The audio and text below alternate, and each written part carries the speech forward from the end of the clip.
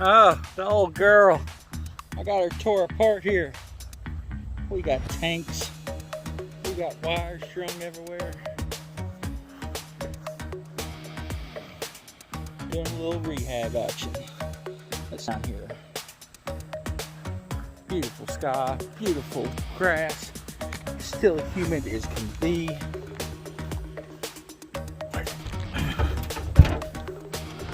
All right, we got a battery bank. Oh, look at how beautiful that is. Oh, we're zooming the wrong way. The camera's upside down. All right. I'll be right back.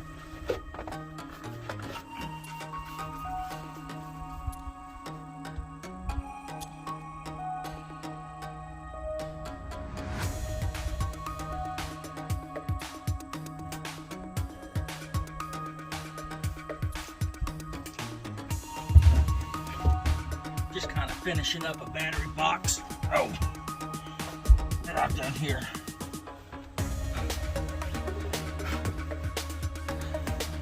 As you can tell, I have lots of batteries.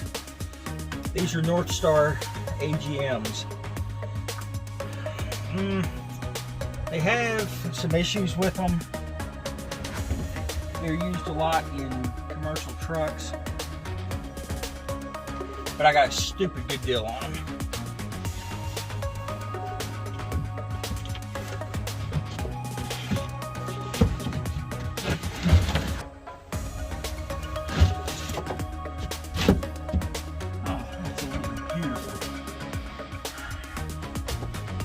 Anyways, these batteries, they are, like I was saying, North Star AGMs. See if I can get up in here. You can do up to 900 cycles on them. They are vibration resistant. They're actually made in the USA. They supposedly have a fast recharge on them. These are 1.2 amp hours per piece. I've got 12 of them in here. I wanted 16, but that's what I've got, but I couldn't get them to fit. I was able to obviously get the 12 to fit, and they fit absolutely perfect. These are Group 31 batteries. I've got them all connected. I'm all 12 volt as of right now with these cables that you can get at any semi-truck dealer, or our Roll King actually has them here locally. They the thing about the AGMs is you can only use half of their capacity. So I got 1200 amp hours here, 100 of it's going to be usable. Good thing about these batteries is I can charge them any way I want to. There's no safety precautions. I mean, there's safety precautions, but no special charging. I can actually link these to the bus when it's running and charge them. They do require 14.4 to 14.8 volts for charging. Recommendation for charging these is 30 amps of battery. So I would, to maximize the charging, I would need a 360 amp charger to charge these in the 12 volt configuration that I've got them in. I don't think that's going to happen, so I just got to play around with them and see, you know, one, how long they last with what I want to do with it, and two, how long they actually take to charge with different kinds of chargers versus the alternator, the bus versus whatever. This bus I did a 12 volt conversion on, so I no longer have the 50D in. I'm actually using the, just a Delco Remy 160 amp alternator. I can take these batteries down to 11.2 volts is as low as I want to take them. They say 11.8 is about the average, but you can take them down lower if need be. What I've done here, this is obviously where the HVAC stuff was. I enclosed the sides in plywood and then put a roof. Now, I'll have to put another piece up here to trim this out. But either my cabinet's not square or my plywood's hung up in that back corner. I can't actually tell. Looks like, there we go. Maybe just a piece of angle iron here. I don't know. Haven't gotten that far yet. But to get the wires in here, I'm gonna go through that hole right there. And for those that have the Mc9s, you got this little compartment right here that houses your circulation pump.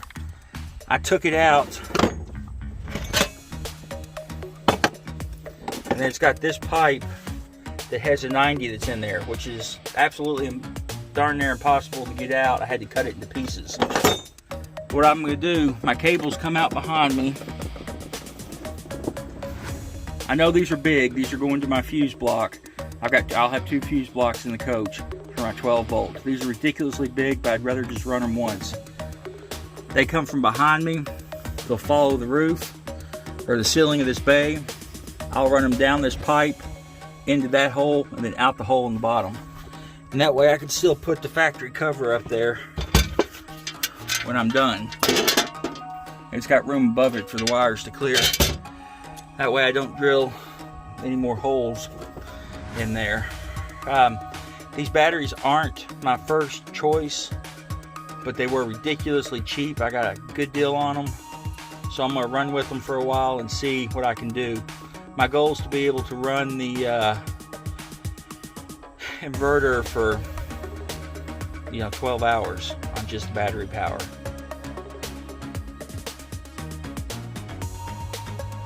I don't know. I hope they work okay. They should. Like I say, they're made for abuse. We use them in Freightliner trucks. They use them for the APUs and other different things.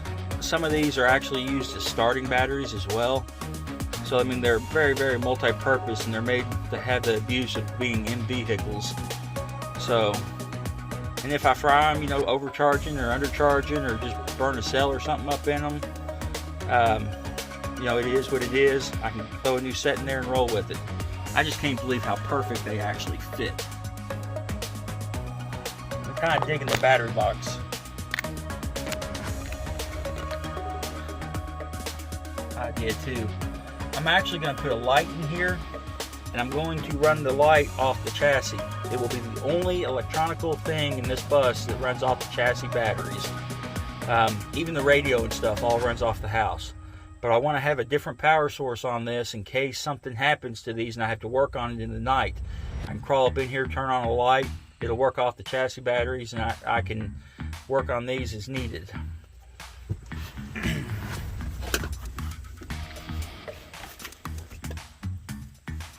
Like I say, I went 4 gauge on this and a little bit bigger on the ground. Now what I'm going to do with those, they obviously run under the bus. They come up here. And this will be my electrical cabinet. And I will have all my 12 volt stuff in here. I don't know if I'm going to put 110 volt in here because the box is ridiculously big.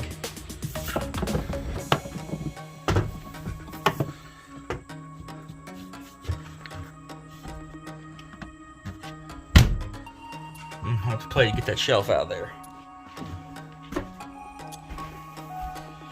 I've got tons of battery boxes and stuff to choose from. Some of these are the ones that I used out of my conversion. Some of these are out of Gary's bus. So on the ones I used out of my bus, they didn't have the grounding terminal. I actually had a separate block for grounding. I'm probably going to use the ones out of Gary's bus because they have ground terminals there, and every single circuit does have a positive and a ground that's run throughout the bus, and then it all goes there. Pretty much no connections, 12 volt. I'm overwiring it. I don't want to have to do it again, and I want to leave room in case I want to add something later. Like I say, pardon the out of breathness. Ooh, let's see if we can fix this.